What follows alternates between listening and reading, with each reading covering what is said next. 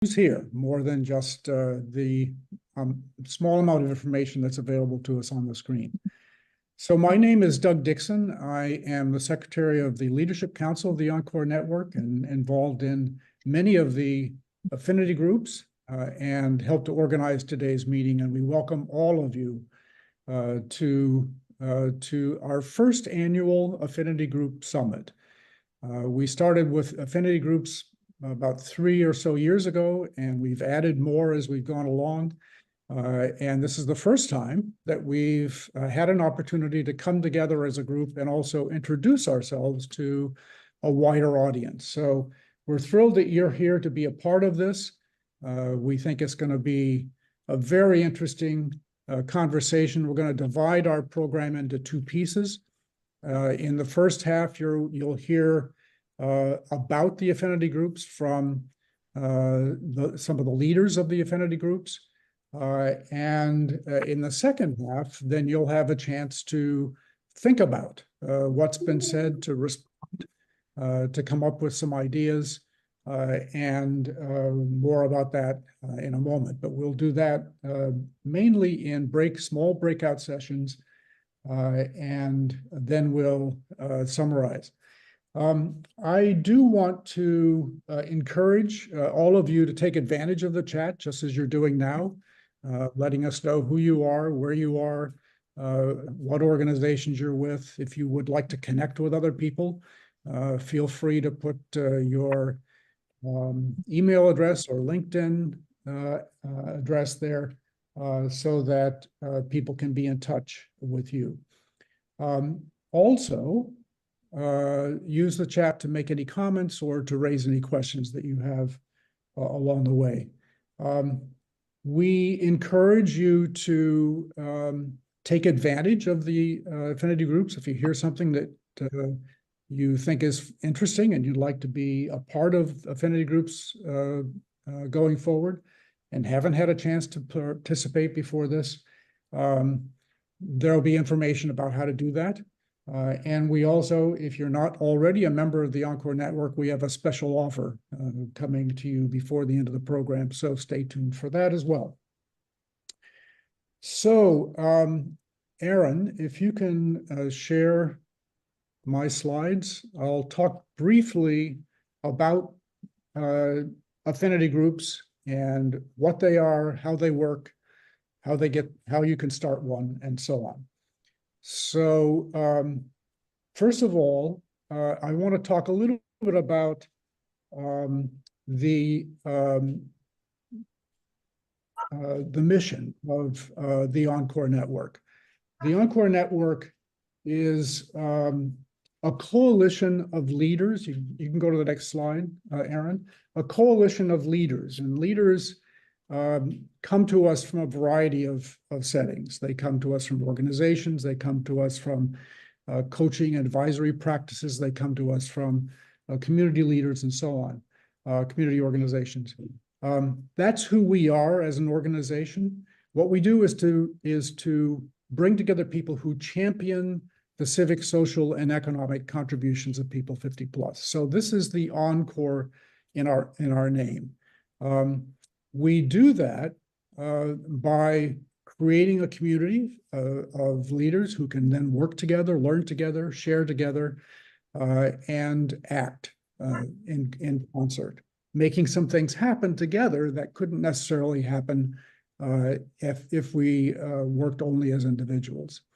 And why we do this to transform the Encore stage of life, which we define broadly as people who are moving from their careers, either mid-career or late career, into a stage of life where they want to remain more active, want to make a contribution, but before they reach the point where they fully retire. That's what we identify as the Encore stage of life. So that's the broad context. Aaron, if you can move to the next slide. That's the broad context of what we do. Within that broad context, we create opportunities for smaller groups of Encore Network members to get together around a specific area of interest or to create a particular focus. And there's a lot of learning and sharing that goes on in this process for obvious reasons, but we also do things. We're focused on projects, getting things done, making an impact, making a difference. And we, in this process, because they're small groups, create a more intimate connection. We're able to learn to know each other better, and sometimes that sparks relationships and activity that happens outside of the affinity groups. These groups are self-facilitated and they're mostly autonomous, which means that there's an opportunity for the agenda to be driven exactly by the members themselves, where nobody's telling you what to do or how to do it. This is really up to the group itself. They pick the projects, they pick the topics, they move forward with the work that they want to do together. Next slide. So how do the affinity groups fit into our other programming? Well, many of you know that we have monthly events. Those tend to be larger events. Typically, today we had, I don't know, 130 or something signed up. And that's relatively small compared to many of our events. There's a lot of learning and sharing that goes on. There's some calls to action in those events, but they're not the kind of intimate events that I just referred to in terms of affinity groups. So that's another goal of the affinity groups, is to give people an opportunity to not just connect, but also to work together in a more intimate way. We also have coffee chats. These are occasional meetings. They're proposed by individuals. The timing varies. The topics vary. Sometimes they're the beginning of an affinity group. That's the way our last two affinity groups were formed. They started out as coffee chats, where we were basically testing whether there's interest in moving forward with this kind of a group.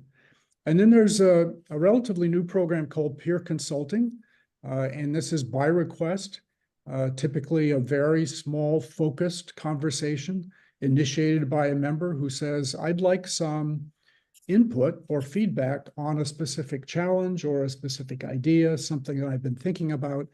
I'd love to have some other eyes and ears to help me think through this idea or project or opportunity. So the focus there is on problem solving or development, and that's something you'll be hearing a lot more about in the coming weeks. Next slide. So we have 5 affinity groups currently. As I mentioned, we've been doing this for about 3 years. The first to organize was a group focused on over 50 employment opportunities. And then later in 2021, the Intergenerational Affinity Group focused. 2 years ago, we created an advocacy affinity group, which you'll be hearing more about. And then last year, we created an Encore Entrepreneurship Affinity Group and the Starting and Sustaining an Encore Organization, or what we sometimes or increasingly are thinking about calling emerging Encore organizations, and there are a number of them. So this is an opportunity for those members to get together and to support and help each other. Next slide.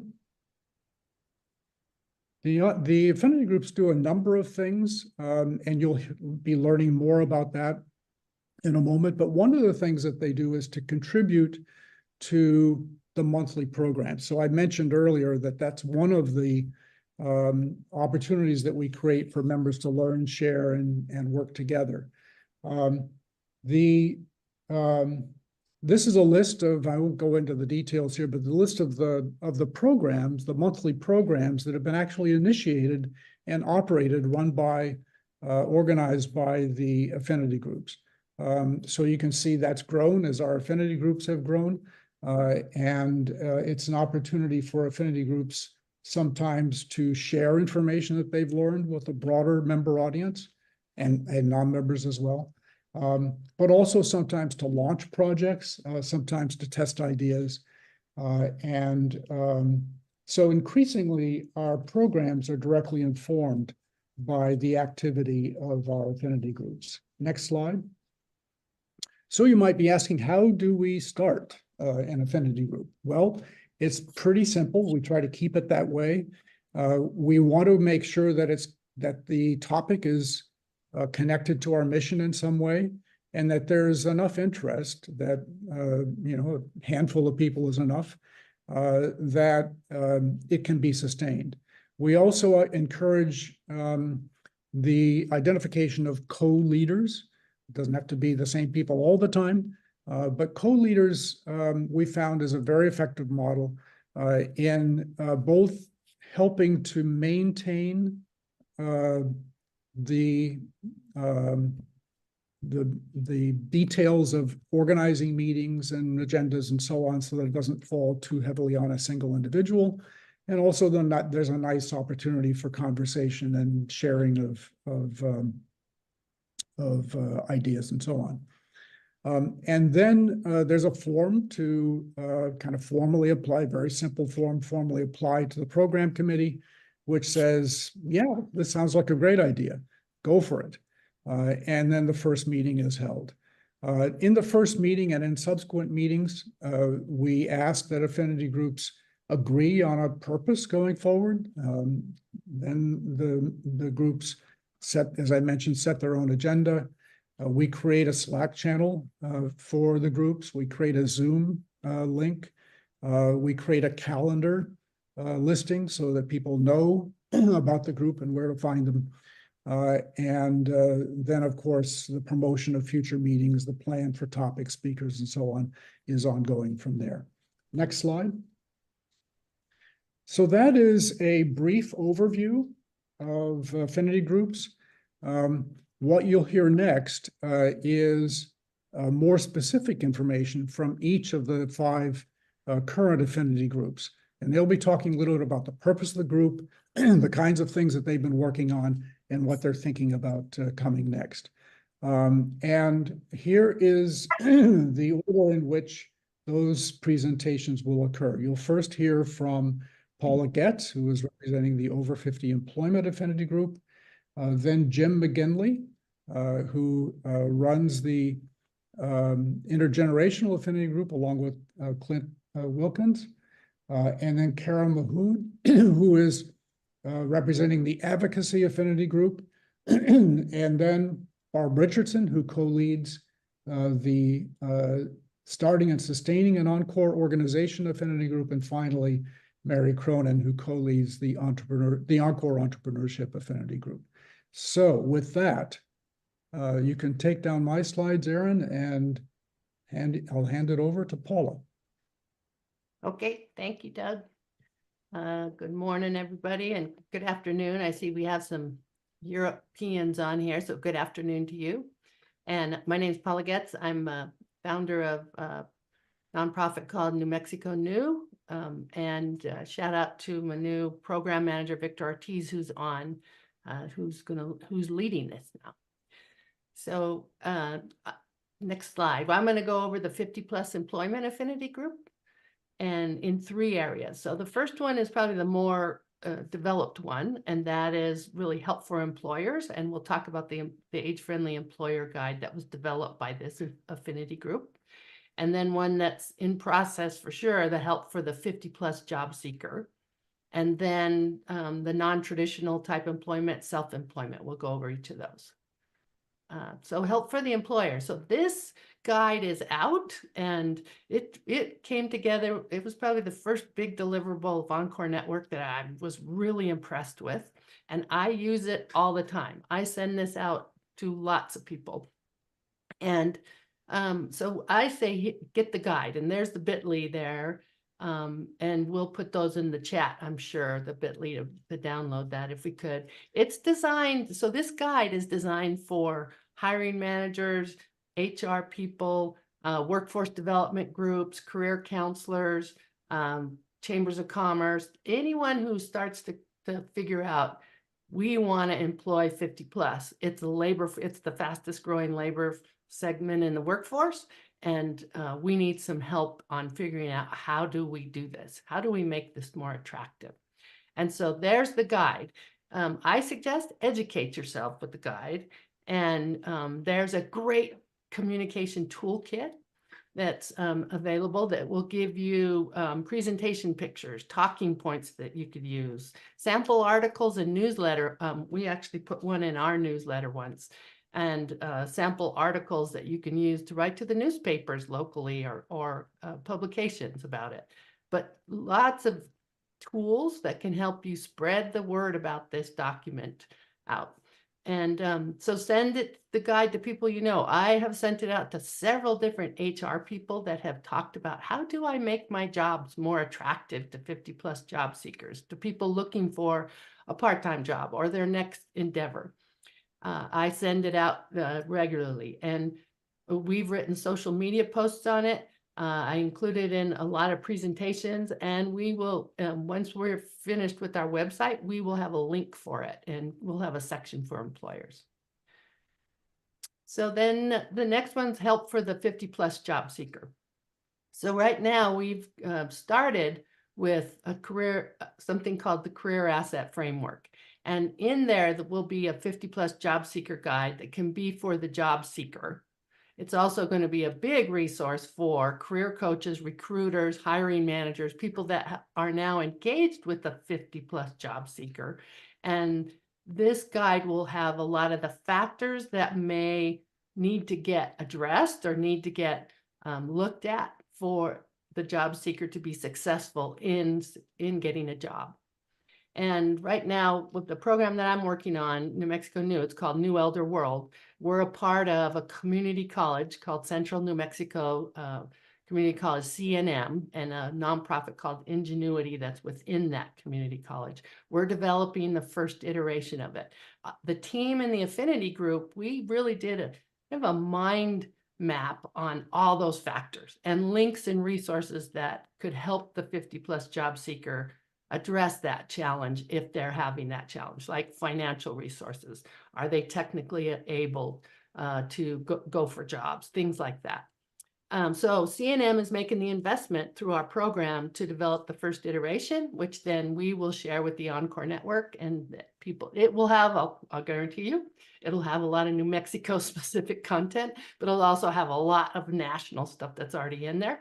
And so then every team, if you want to take this, then can localize it, if you will, to your state or to your city or to your program. The needs for that is volunteers, once we have it going, volunteers to continue to populate the content. And then once finalized, the same thing as we're asking for the employer guide, get the word out, because these are great resources and no sense anyone reinventing the wheel. Leverage, leverage, leverage, as they say. All right, so the self-employment, the non-traditional work one, there was a panel held on May 15th that highlighted all the different ways of self-employment. And there is now, of course, a high number of older workers that want this flexibility, autonomy. And the way this is different is it is really looking at, how can I be self-employed? I'm used to being a W-2 worker. How can I be a 1099 worker? And what do I need to consider about that? So with it, there's a starter kit that's in process by this part of the Affinity group that is working on how to be a solopreneur. I love that word, solopreneur, and a self-employed worker, like probably gotchas between 1099 and what to look out for. So this is a joint project, and this is kind of shows the intersectionality of a lot of our affinity groups. This one's a joint project with the Entrepreneurship Affinity Group. So just critical success, that I think we got to reach employers. I think that is one of the biggest issues around 50+ employment. Is I hear a lot of HR people talking, and Amy and several people on, we have talked a lot about employers not quite sure, how do I make these jobs age friendly? How do I approach 50+ workers to make these jobs attractive to them? Once they realize, wow, this is the largest segment of the labor force that's growing, how can we reach this part of this segment? And then just continuing to be very well versed in the benefits of mixed age work groups, not just and the productivity raises and the turnover that goes down when you actually hire older workers into organizations. And then we've got to figure out an evergreen strategy to keep these guides up to date as we get released. And if we do that, I think we'll improve the job search prospects for all older workers, and there'll be a lot of options out there for them. Alternative to those W-2s, 1099s, or fixed projects that people can sign up for. So I think there's a lot of work to do, but we've had fun doing it. And I know that the program that I work on has immensely benefited from the employer's guide and even just speaking through the job seeker guide as we're building it. So I think that's it. I encourage you to check out the guides. And I'll hand mine over to. I'll take it from here, Aaron. Thanks, Paula. Great job with the 50+ employment group. Aaron, I'm ready if you are.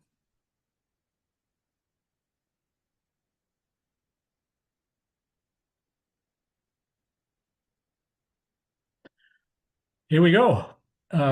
Clint Wilkins and I have been co-leading the Intergeneration Affinity Group for the past three years. We've enjoyed the journey of learning from and with our members about the importance of engaging with all generations. Next slide, please. Our purpose is to link generations to create a better future for all. We have a 2024 plan, and the objective that headlines this plan is to expose our members to multiple intergenerational experiences with emphasis on community impact and membership growth. We take inspiration. Just move back, please. I'm not quite done there. Thanks, Aaron. We take inspiration from Chris Farrell's 2022 Forbes article titled "The Future of Aging is Intergenerational," in which he rejects the idea of intergenerational conflict and makes the case for intergenerational collaboration.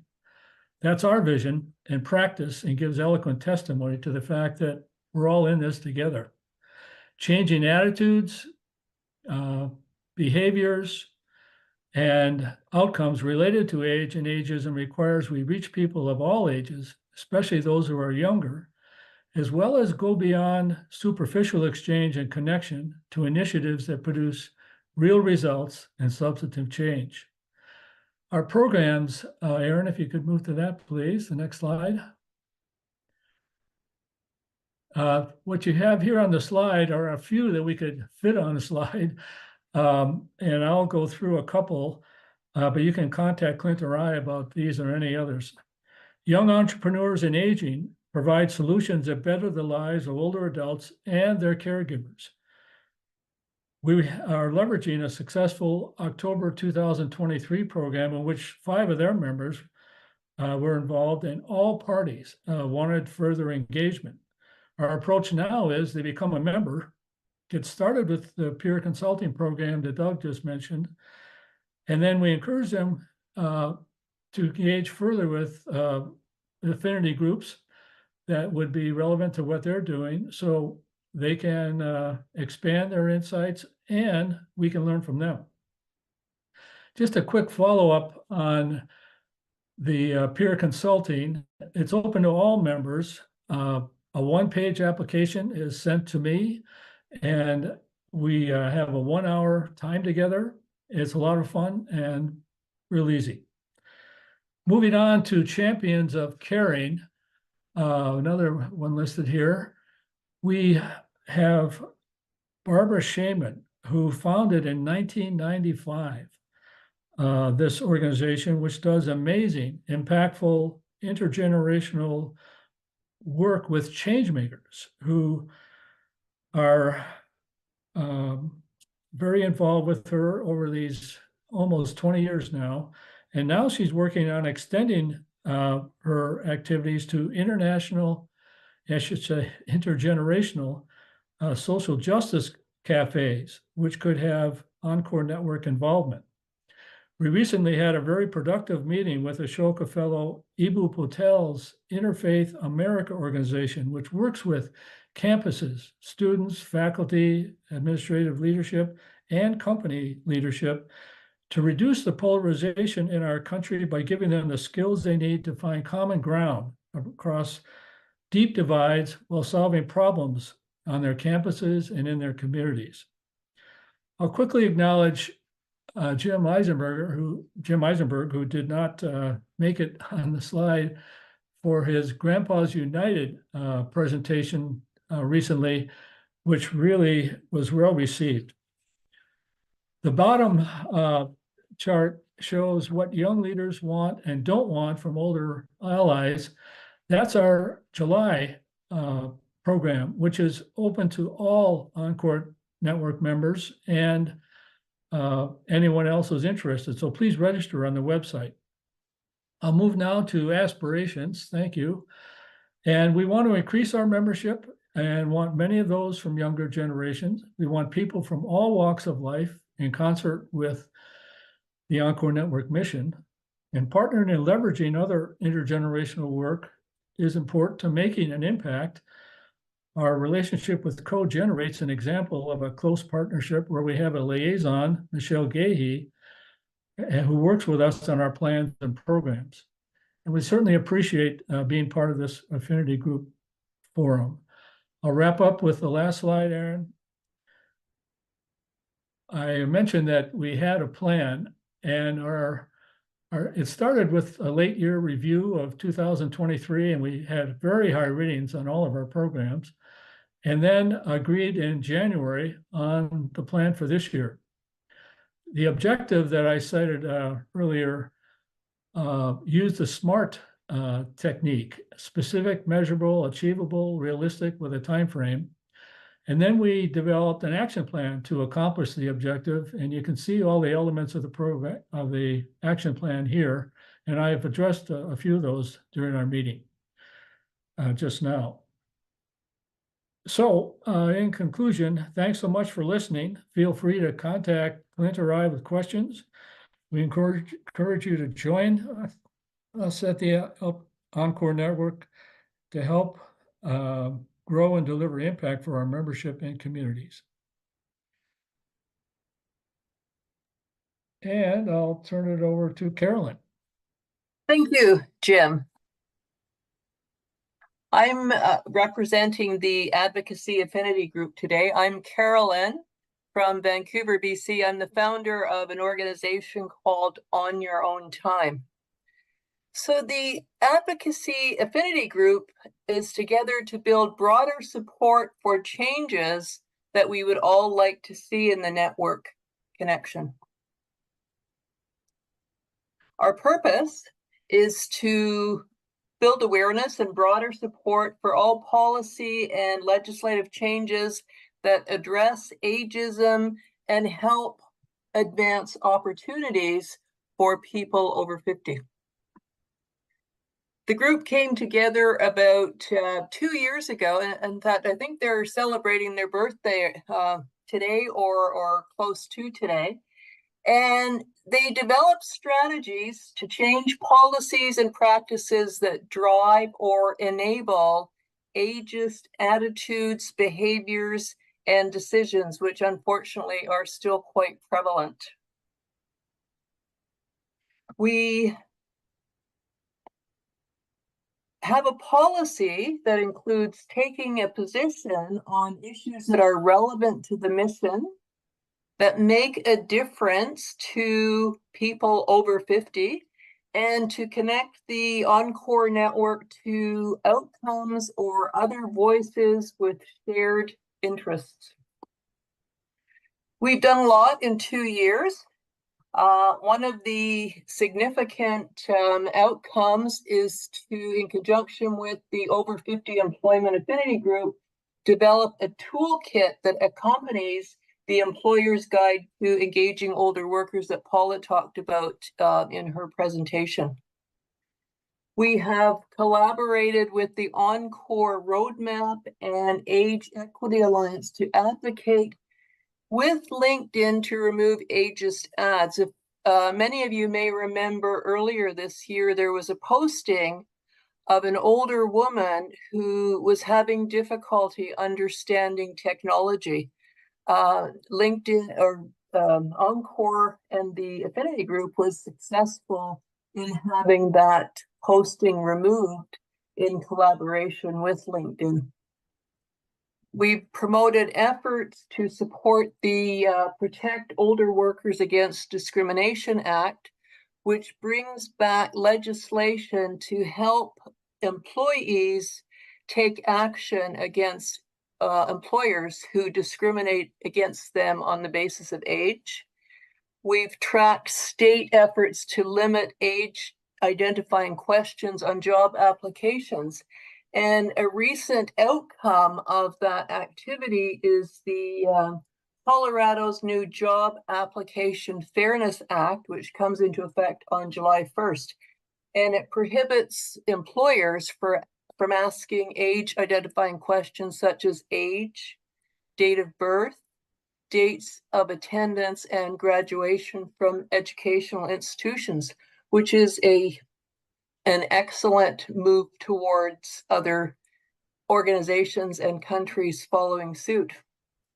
We've helped organize social media campaigns to support such activities as Older Americans Month, which is held in May, Hire an Older Worker Week, which takes place the last week of September, Ageism Awareness Day, which takes place in October, and International Day of the Older Person, which is recognized on October 1st. We have plans and goals for the future to continue advocating for stronger workplace age discrimination laws, for more funding to provide upskilling and reskilling to older workers so they've got more opportunity to get and remain employed, to fund Encore entrepreneurship programs for older workers, and funding for publicizing these programs. In addition, we want funding available to provide incentives to employers so they will hire and retain older workers. So we're always looking for new ideas. We welcome you to join the group and give us your support. And you'll get an opportunity today in the breakout room to share any ideas that you might have. So thank you for your attention. Thank you, Carolyn.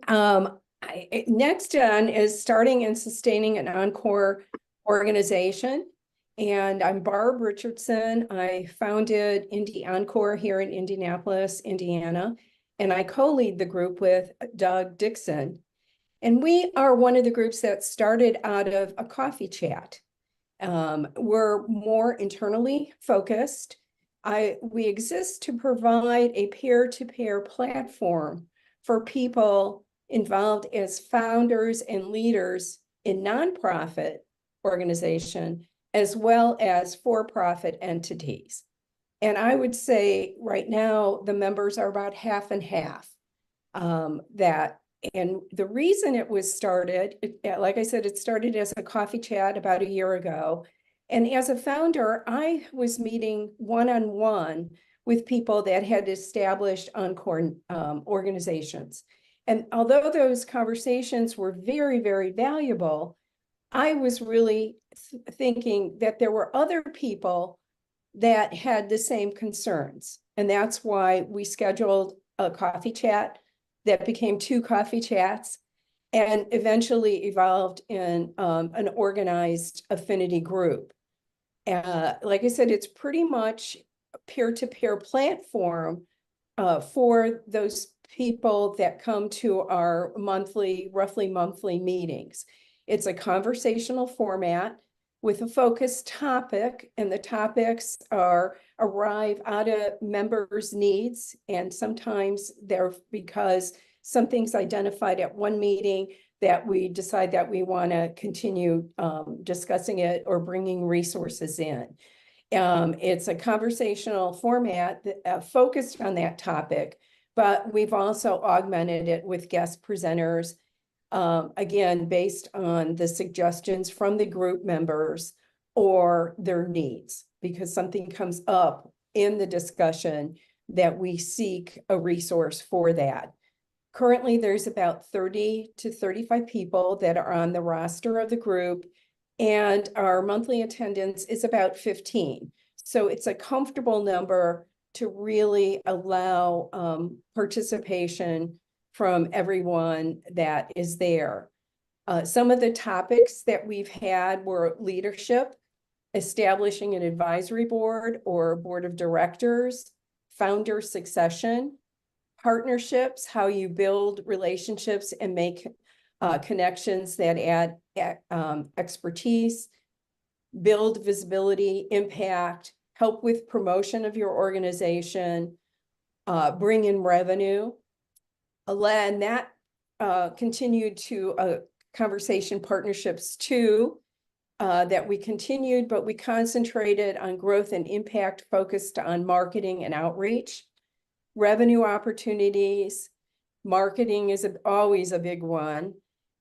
Vision and what progress you've made towards accomplishing that vision. Groupthink. Our last conversation in May was presented by Hively.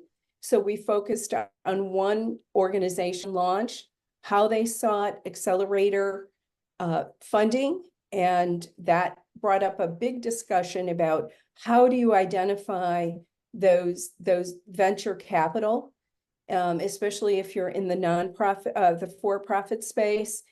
And our July meeting, we've invited Sarah Croft from 5-4. She's a marketing and a venture capitalist group that focuses on startups and emerging initiatives. So we think that that will be a lively presentation with a lot of input from our members.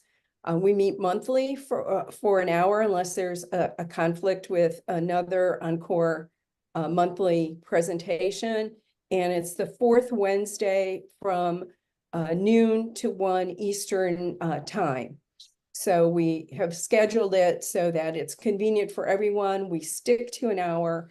And like I said, it's really driven by the Encore members that are part of the group. We invite others to join us. Our next presentation, we especially invite the entrepreneur group because I think they would be very interested in what Sarah Croft will bring to the table. And with that, I pass it on to Mary. Thank you. And Erin, if you could tee up some of my slides, thank you.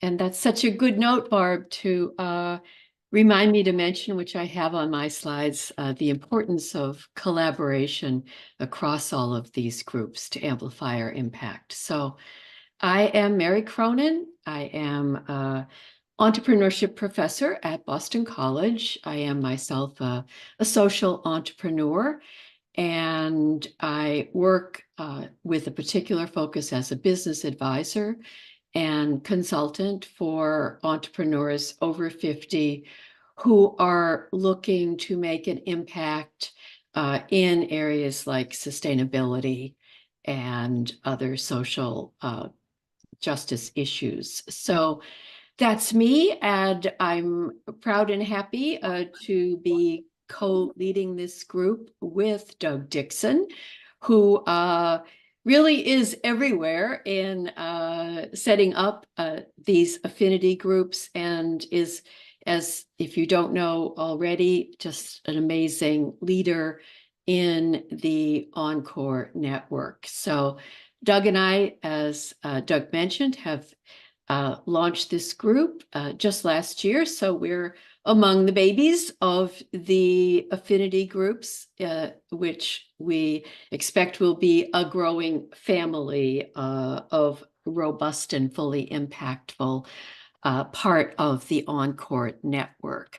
So briefly, we of course have a mission, which is part of what you do when you set up an affinity group, and our mission is to champion the opportunity to explore the many paths of entrepreneurship for anyone over 50, including starting a business. So very importantly from the get-go, we wanted to recognize that there are many ways to be entrepreneurial after 50, including nonprofit, including solopreneur, including contributing in a variety of ways as a board member, or indeed providing investment and support for other kinds of startup organizations. So that is very important in this mission of the Entrepreneurship Affinity Group. And in teaching a course on entrepreneurship, and I'm sure many of you have heard this in other courses and workshops and programs, always start with your why. Why did we feel there needed to be an entrepreneurship, in particular, affinity group in the Encore network? And in part, we saw it as something that was really important to celebrate and include in the Encore network messaging all of the positive impact and social change that founders over 50 and entrepreneurs of all types over 50 are accomplishing and making today.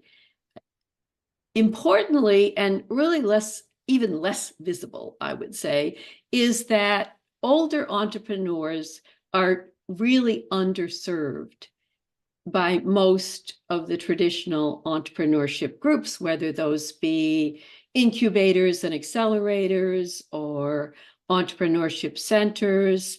And Barb just mentioned venture funding. Well, statistically, the odds are less than 1% that anyone over 50 will receive venture funding. That's just a reality in today's entrepreneurship climate. So helping people to understand that, but also helping to change that, is a very important why for this affinity group. And we feel very strongly that it is time to make those changes, expand awareness, create more opportunities, and provide support wherever we can as an affinity group. So that's our why, and we're sticking to it, but we're happy to expand it. So far, as I said, we're new, and so we have a few activities, mainly in the line of programming, which have been, I believe, very successful and a great start, with a lot more to come. So we did have, as our core theme is the diverse ways to be an entrepreneur, we decided that was how we would start with a program called The Many Ways to Be an Encore Entrepreneur. And this graphic, which we use to promote it, really reflects how we organized that program, which is we invited someone who had started a venture-funded company against all odds in the sustainability and water purification sector. We also invited someone who had decided, after retiring from a career of 30 years in hospitality, to open up and own a franchise business in landscaping.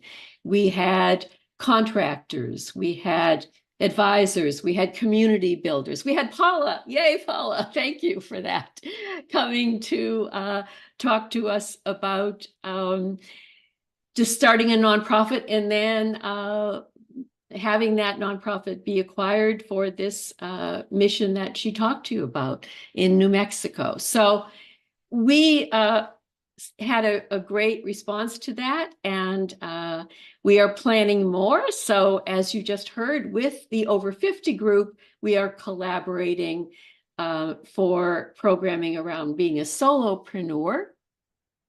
And in our core theme of collaboration and co-sponsorship, there's a group that Doug and I are both involved in called Founders Over 55. And we are collaborating with them to co-sponsor a program later this month, which is called Pitch for Your Peers, which is a recognition that, in fact, you're probably not going to be pitching to venture capitalists. when you want to start something new as an older founder. But there's a lot of reasons to have a pitch and to practice that, whether it's to talk to the community, to encourage volunteers, to just get your message out. So Founders 55 sponsors and hosts a pitch for your peers, the non-competition pitch for older founders, and that's coming up later in June. And then we are very committed to social entrepreneurship and to social change and addressing the problems that we are aware of and speaking about in the advocacy affinity group. And early 2025, we plan a program on social entrepreneurship, which will include nonprofits as well as for-profits. Next, Erin. So again, touching on our themes and what's next and how we see ourselves achieving this mission as an affinity group. So a big priority for us this year, and I'm sure into the indefinite future, is outreach to like-minded, purpose-driven groups, whether they be for-profit, nonprofit, or public sector groups, to explore collaboration opportunities. And as someone else said, we don't want to reinvent the wheel. We know there's a lot of great resources already out there, but we do want to increase awareness of other groups and co-sponsor programs and projects and events. And the easy reach is the events, but we want to go deeper and also start to explore collaboration on programs and longer term projects in this particular part of our priority. We are working again with the other affinity groups and with anyone who has resources, and I saw some great ones go by in the chat already today, to identify the resources, and then we want to facilitate access to those resources and not let them just die on some website where nobody looks, right? That's always the challenge. And we know that, but then we go ahead and create another list of resources. And so we are the entrepreneurial group. We want to do something more innovative and creative to really facilitate and engage access to those resources. And pinpointing gaps is something I see that our group is working and can be spearheading. What are the access barriers for people over 50 who have great ideas, are innovative, want to put them into action, and are not quite sure which path towards entrepreneurship works best for them, or they know what they want to do. They want to get funding for a great company, but they've come across a lot of barriers. Well, how can we help and work collaboratively with the partnership network we see trying to put together? So I'm going to wrap this up and say that we see ourselves serving as a voice for over 50 entrepreneurs. I personally am an advocate for and have written about and have a book about founders over 50 who are building venture funded companies and high growth companies. And that's part of the word we want to get out. It's not easy, but it's possible for older founders to achieve that, as well as being solopreneurs and key contributors to nonprofits. So last slide.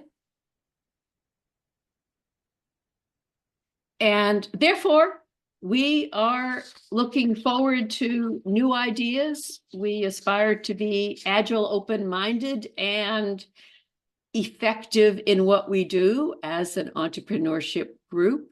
So that is our mission. And if you are interested in hearing more, I hope you will reach out to me and Doug directly, or that you will consider coming to our meetings, which are again once a month and publicized on the Encore Network website so that you can find out and register.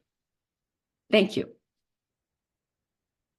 Okay, Wow, that was a lot of great information. Thank you to all of the speakers.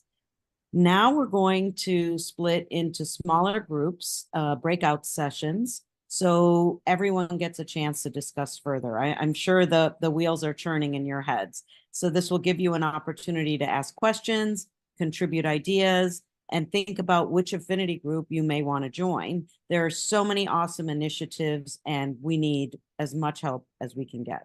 So just a brief point on logistics. You will see a pop-up inviting you to a randomly assigned breakout room, which I believe Erin is orchestrating as we speak. You click to join and you'll automatically be taken to that session. There are facilitators to help guide the discussion as needed, and they will be taking notes. The sessions will end potentially somewhere between 20 and 25 minutes, and then you will automatically be brought back here to the general session. So we encourage you all to join. We want to hear your opinions and any feedback. And again, the goal is to collaborate and, you know, get as many folks to join and engage in these affinity groups as possible. So Erin, are you able to get us into groups? Maggie? I'm working on it. Oh, okay, perfect. Maggie, while we're waiting, can I share something with the group that I think is very inspiring? It's something I saw on LinkedIn yesterday. Sure, of course. 7-year-old Virginia man is suing a big organization called Raytheon, Raytheon, for age discrimination, for putting in their ads recent college graduates. And it's at the beginning of a class action suit supported by ARP and 2 law firms. Wow, very interesting. So progress is being made. Yes, and I know a few people have asked in the chat if they will be receiving the slides and the recording. Yes, everyone will be receiving slides and the recording afterwards. We'll send that out for you.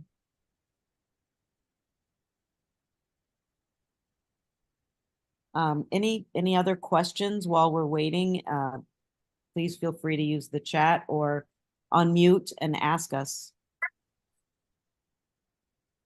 Are we getting assigned randomly to breakout groups? Yes, randomly along with facilitators, which I imagine is probably what's Yes. making it difficult is that we have to have we have pre-assigned facilitators, mainly just to make sure that the conversation flows and everyone has a chance to speak. And so Erin is probably making sure that we're all assigned into these groups.